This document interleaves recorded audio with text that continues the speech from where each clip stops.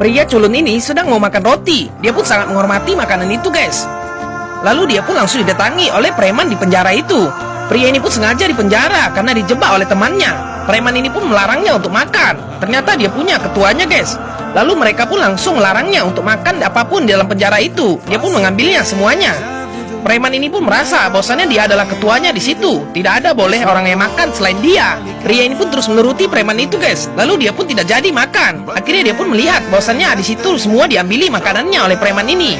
Pria culun itu pun akhirnya pergi, guys. Dia pun sangat sedih karena tidak jadi makan. Dia pun mencari apa yang mau dimakannya lagi. Lalu dia pun melihat ke sana ke sini. Ternyata teman-temannya semuanya tidak makan. Gangster ini pun ternyata makanannya sangat banyak. Pria ini pun meletakkan piringnya lagi, guys. Lalu dia pun langsung dipanggil oleh ketua gangster ini. Dia pun mulai menghampirinya. Pria ini pun sangat takut kepada ketua gangster itu, guys, karena mukanya sangat seram. Ketua gangster ini pun menyuruhnya untuk mendatanginya. Lalu pria ini pun dengan polosnya mengatakan saya yang dipanggil. Lalu dia pun langsung menghampiri ketua gangster itu, guys. Pria itu pun berjalan dengan sangat ketakutan. Lalu dia pun menghampirinya. Akhirnya ketua gangster ini pun melihat bahwasannya pria itu sangat butuh makanan. Gangster itu pun langsung mengatakan kepada pria ini, apakah kau mau makan? Lalu dia pun mengatakan, iya saya mau makan. Tapi ketua gangster ini malah mengatakan kepadanya bahwasannya makanan di sini sangat mahal. Kamu harus bisa kuat untuk mendapatkan makanan di sini. Pria ini pun hanya bisa diam saja, guys, karena dia adalah pria culun. Dia tidak berani melawan semua penjahat itu. Ketua gangster ini pun bukannya malah memberi makanan kepada pria ini. Dia pun mengatakan bahwasannya makanan di sini lebih mahal dari hotel bintang 5. Gangster ini pun menunjuk ke arah polisi itu, guys. Dia pun menyuruh pria itu untuk beli makanan ke polisi itu sebesar 5.000 rupiah.